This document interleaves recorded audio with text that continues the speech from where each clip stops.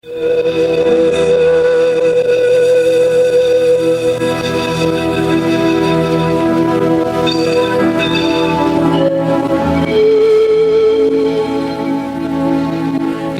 horário, a emissora da Fraternidade Rádio Rio de Janeiro oferta ao seu coração mais um programa Culto Cristão no Ar.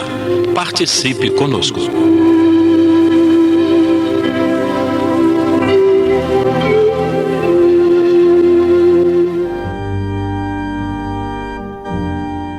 Queridas irmãs, queridos irmãos, estamos aqui mais uma vez iniciando o nosso culto do Evangelho no Ar pelas ondas amigas da Rádio Rio de Janeiro. Hoje com a presença aqui da nossa querida Jane Chantre, meu pai, Lidiane Barreto, e eu, João Menezes. E vamos estudar um assunto muito importante que está no Evangelho segundo o Espiritismo, que fala justamente da nossa missão, a missão dos espíritas. Então, convidamos todos a prestar bastante atenção nesta mensagem, refletir conosco sobre a nossa importância na Terra, nesta encarnação, de termos tido o privilégio de nascermos como espíritas. Então, para dar início ao nosso programa, ao nosso culto, vamos passar aqui a palavra ao meu pai, que vai fazer a leitura de uma mensagem.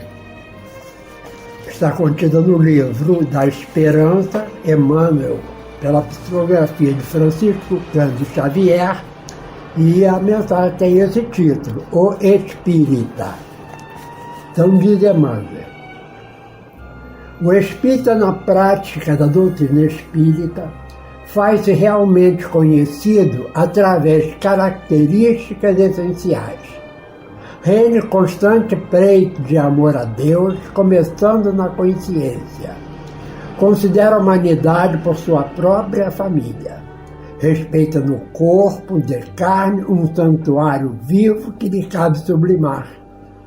Abraça o trabalho constitutivo, seja qual seja a posição que se encontre. Abstém-se formalmente do profissionalismo religioso. Sabe-se um espírito em evolução e por isso não exige nos outros qualidades perfeitas que ainda não possui. Exerce a tolerância fraterna, corrigindo o erro sem ferir, como quem separa o enfermo da enfermidade.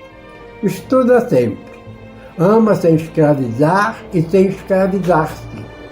Não tem a presunção de saber e fazer tudo, mas realiza com espontaneidade a alegria, o trabalho que lhe compete.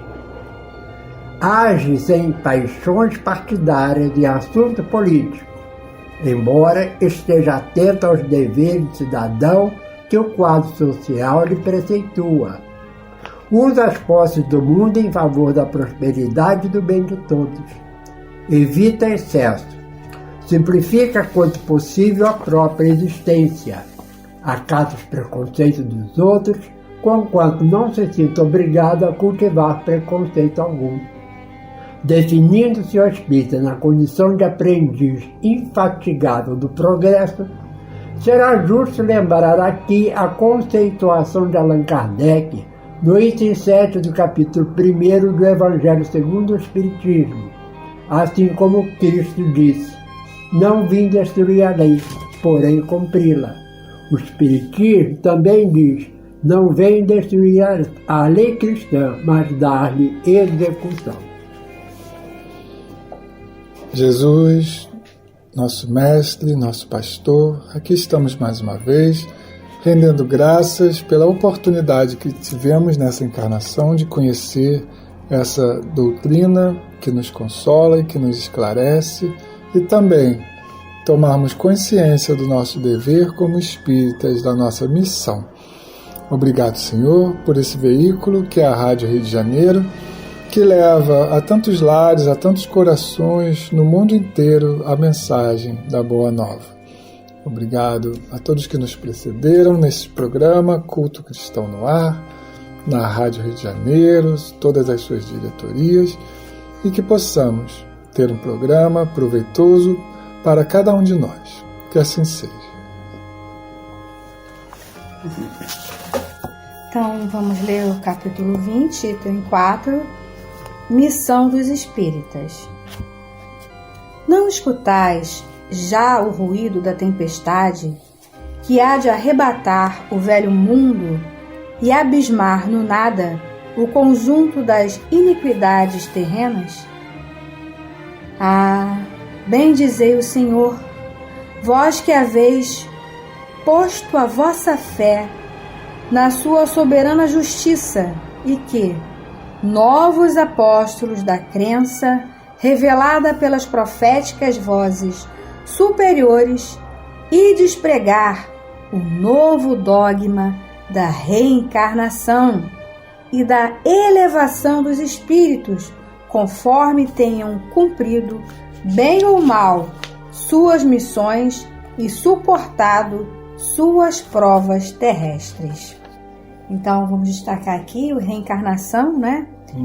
Em caixa alta, para que a gente preste bastante atenção enquanto espíritas sobre a nossa responsabilidade em divulgar, né, os postulados da reencarnação.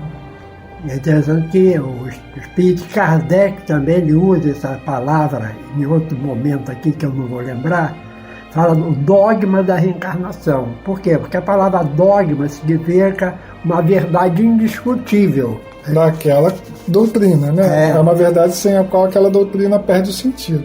Então a gente vê que a reencarnação é um dos princípios que a doutrina espírita defende e veio, né? Não foi invenção do espiritismo, como muita gente acha, mas a doutrina espírita é que estuda a reencarnação em todos os seus detalhes, para que a gente possa entender melhor o assunto, né?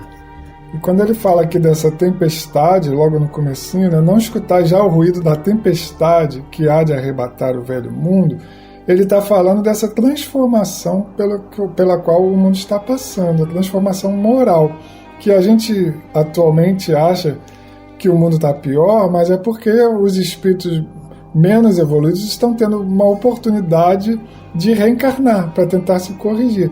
Mas a humanidade como um todo, o planeta Terra, ele está passando por um processo de transformação, que é a mudança dessa nossa categoria atual de expiações e provas por uma categoria um pouquinho melhor de regeneração, onde a gente vai estar um pouco mais voltado a fazer o bem, né? Então, está sendo dada a oportunidade para esses espíritos mais recalcitrantes no mal de reencarnar para ver se eles aproveitam e continuam aqui na Terra um pouquinho mais, né? Porque aqueles que não acompanharem o progresso moral do planeta, pelas informações que a gente tem, vão ter que ir para uma escola ou um planeta inferior ao que a Terra está vivendo hoje. É só lembrar, né, que essa transformação e essa reencarnação desses espíritos endurecidos, né, foi prevista, está lá no Apocalipse de João, quando ele fala que, né, as portas do porão iam se abrir e sairiam as feras, né?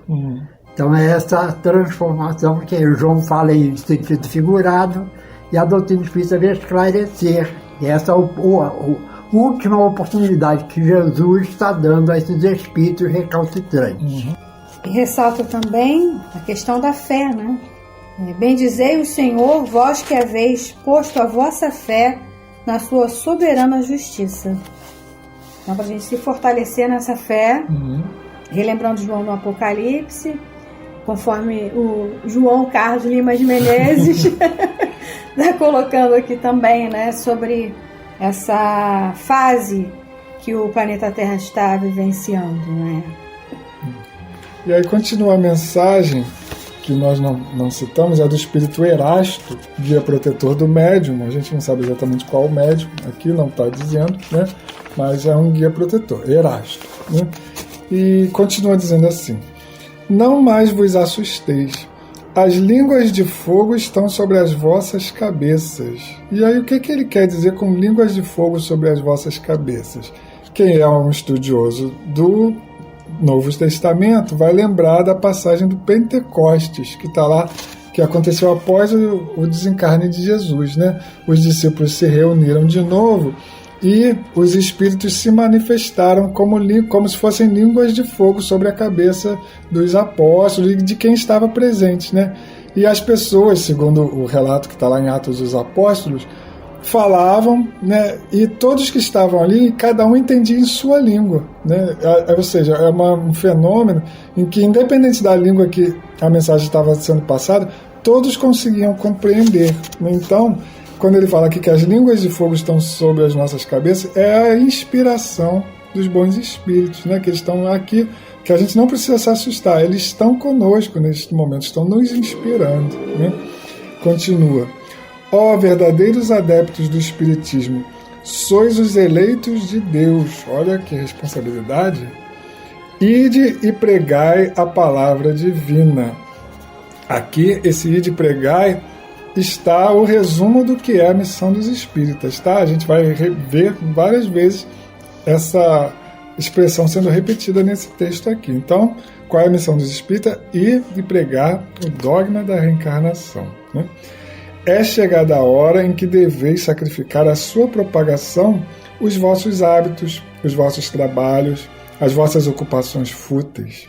Ide e pregai, os espíritos elevados estão convosco. Certamente falareis a criaturas que não quererão escutar a voz de Deus, porque essa voz as convida incessantemente à abnegação. Pregareis o desinteresse aos avaros, a abstinência aos dissolutos, a mansidão aos tiranos domésticos, como aos déspotas. Palavras perdidas, bem o sei, mas não importa. É preciso regardes com os vossos suores o terreno em que deveis semear, porque ele não frutificará e não produzirá, senão sob os efeitos reiterados da enxada e da charrua evangélicas. Ide e pregai. Então veja que ele vai repetir esse ide e pregai várias vezes aqui, porque tem espírita que é espírita para ele mesmo, né? Uhum. Quer dizer, ele não fala com ninguém que é espírita, não vai uma vez no centro espírita, não faz trabalho nenhum e acha que por isso ele, né, vai conseguir uma situação melhor, mas vai... E aí essas pessoas se justificam usando uma outra frase de Kardec que diz que o espiritismo não faz prosélitos, né? O que Kardec quis dizer com isso? Que a gente não deve tentar converter as pessoas ao espiritismo, mas a gente também não deve deixar de propagar as ideias espíritas. A pessoa vai aceitar se quiser. A diferença é essa, né? A gente não deve deixar de falar, a gente deve levar o que a gente conhece como a verdade, o que nos faz bem, a gente gostaria que fizesse bem ao próximo. Se ele vai aceitar ou não, não cabe a nós. Então o prosélito é nesse sentido. A gente não forçar a conversão do próximo, mas também a gente não deve se omitir de apresentar essa verdade. Porque fica cada um a escolha, né? Uhum. Mas, inclusive, a questão da reencarnação agora, mesmo assim, às vezes mal entendida, mas ela está sendo falada aí, nos programas de televisão, no jornal, quer dizer, eles estão falando sobre reencarnação. Uhum. Então a gente até tem que explicar para a pessoa a visão espírita de reencarnação, né? Uhum. E isso é ensinar. Agora, como o João falou, realmente a gente não vai forçar a pessoa a querer frequentar um centro espírita, que é diferente. Uhum. Não vai forçar ninguém, né, a fazer o proselitismo. Mas isso também não implica em que, como ele diz aqui, né, faz-se mister, regueis com os vossos suores o terreno onde tendes de semear, porquanto ele não frutificará e não produzirá senão sob os reiterados golpes da enxada e da charrua evangélicas. Então, quer dizer, não é assim tão simples, né? A pessoa precisa se esforçar, precisa usar do seu próprio tempo, né? Há que se ter um esforço real aqui, regado a suor mesmo, né? Se o espiritismo está nos fazendo tanto bem, nós escolhemos sermos espíritas, e está fazendo bem para a gente está vendo a fé raciocinada fazendo bem para a nossa vida, a gente precisa também ter esse mesmo esforço para levar esse bem para outras pessoas. E o que seria essa enxada e charrua, né? São instrumentos de trabalho. Então, o que a enxada e a charrua para nós é o nosso exemplo. Não adianta a gente pregar só com palavras, né? A gente prega muito mais com o nosso exemplo. Então a enxada e a charrua evangélicas são as nossas vivências evangélicas. E isso é que vai fazer com que as pessoas nos percebam como alguém que merece um voto de confiança da nossa palavra. Né? E ele termina dizendo assim, de pregar, pela terceira vez. Uhum. Aí diz aqui o Espírito Erasto ainda.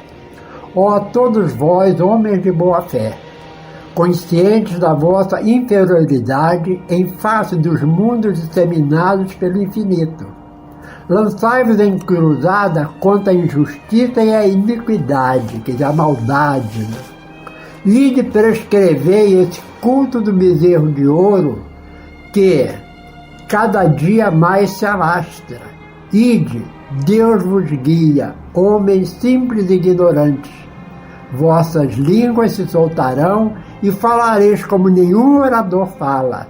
Ide e pregai, que as populações atentas recolherão de todas as vossas palavras de consolação, de fraternidade, de esperança e de paz. E muitas pessoas, apesar da vida que levam, elas estão ansiosas em alguma coisa, como a gente chamaria aí, numa tempestade, uma tábua de salvação, né? E às vezes uma palavra nossa, dita com carinho, com tranquilidade, esclarecedora, vai fazer com que aquela pessoa pense diferente. E isso é muito bom. Inclusive, tem pessoas que dizem, eu não sei o que falar. Aí diz aqui, ide, que a vossa língua se soltarão, e os espíritos falarão por vós. Quer dizer, os espíritos darão a instrução do que falar. Que importam as emboscadas que vos armem pelo caminho? Somente lobos caem em armadilhas para lobos, porquanto o pastor saberá defender suas ovelhas das fogueiras imoladoras, né? Então a nossa fé é que nós não estamos sozinhos. Ide, homens que, grandes diante de Deus, mais ditosos do que Tomé, credes sem fazerdes questão de ver e aceitais os fatos da mediunidade, mesmo quando não tenhais conseguido obtê-los por vós mesmos. Ide, o Espírito de Deus vos conduz. Marcha, pois, avante, falange imponente pela tua fé. Diante de ti, os grandes batalhões dos incrédulos se dissiparão, como a bruma da manhã aos primeiros raios do sol nascente. Um incentivo, né, de que a gente não está sozinho e que deve realmente sair da nossa zona de conforto e buscar cumprir o nosso dever enquanto espíritos. E aí, na família, com os vizinhos, não precisa ser, né, em praça pública, nem você é expositor no centro espírita, não, né? Quando houver a oportunidade de um esclarecimento, a gente não ter medo de falar a verdade para a pessoa, né? E a verdade não é aquela que fere, é aquela que esclarece. A fé é a virtude que transportará montanhas, disse Jesus. Contudo, mais pesadas do que as mais pesadas montanhas, jazem depositadas no coração dos homens a impureza e todos os vícios decorrentes da impureza. Então a maior montanha que nós temos está dentro de nós mesmos. Parti então com coragem, a fim de removerdes essa montanha da iniquidade, que as futuras gerações só devem conhecer como lenda, assim como vós, que só conheceis muito imperfeitamente os tempos que antecederam a civilização pagã. E aqui a gente lembra daquilo que a gente falou no começo sobre a evolução do planeta Terra, né? Um dia a maldade vai ser história de internet, que a gente vai ler alguma coisa lá na enciclopédia, no que for, que a gente nem sabe a forma de comunicação do futuro, né? Mas toda essa violência que a gente vive hoje vai ser história, as pessoas não vão conhecer de fato, né? E bala será sempre aquela guloseima gostosa, né? E não alguma coisa que mate, né? Então, a gente continua aqui, Erasto dizendo, sim, em todos os pontos do globo vão produzir-se as subversões morais e filosóficas. Aproxima-se a hora em que a luz divina se espargerá sobre os dois mundos. E depois, e levai a palavra divina, aos grandes que a desprezarão, aos eruditos que exigirão provas, aos pequenos e simples que aceitarão, porque principalmente os mártires do trabalho, dessa provação terrena, encontrareis fervor e fé. Ide, estes receberão com hinos de gratidão e louvores a Deus a santa consolação que levareis e baixarão a fronte, rendendo-lhe graças pelas aflições que a terra lhes destina. Arme-se a vossa falange de decisão e coragem, mãos à obra, o arado está pronto, a terra espera, arai. Ide e agradecei a Deus a gloriosa tarefa que Ele vos confiou. Mas atenção, entre os chamados para o Espiritismo, muitos se transviaram. Reparai, pois, vosso caminho e segui a verdade. Então aí o Erasto termina a sua mensagem e é feita aqui uma pergunta que eu vou deixar então para o João fazer a parte final do estudo. Então é feita a seguinte pergunta ao Espírito Erasto, após a comunicação, né? Se entre os chamados para o Espiritismo muitos se transviaram, por meio de que sinais reconheceremos os que se acham no bom caminho? Reconhecê-los-eis pelos princípios da verdadeira caridade que eles ensinarão e praticarão. Reconhecê-los-eis pelo número de aflitos a que levam consolo.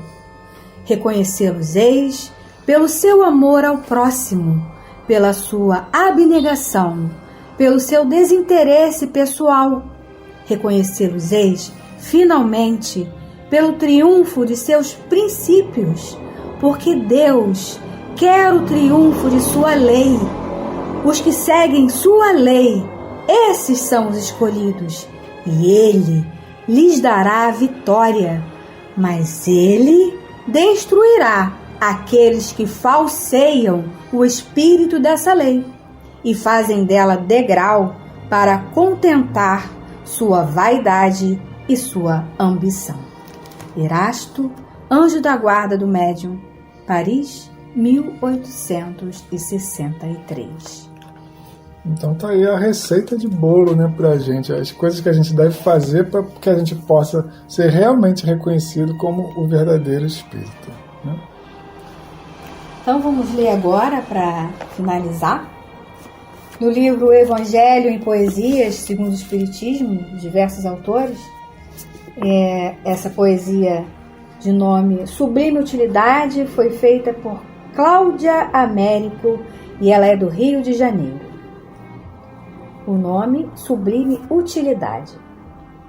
Você acha que Moisés, convocado muito antes, cogitou o seu denário como moeda aviltante? Ó espírita bem trajado de túnicas culturais, com saberes acumulados dos antigos imortais, você acha que merece comissão redobrada se trabalha hoje em dia sobre base edificada? O trabalhador apaixonado reconhece Deus em tudo, agradece o bom emprego, recolhendo seus bons frutos. Constrói agora um bom futuro, pois você, por compaixão, retornará ao velho solo, esmolando ocupação. O brando servidor ameniza as tempestades. Bendizei sempre o Senhor pela sublime utilidade. E assim, Jesus, divino horário mestre, estamos encerrando o nosso programa, te agradecendo e tu possas abençoar todos os lares, Senhor, hoje e sempre. Que assim seja.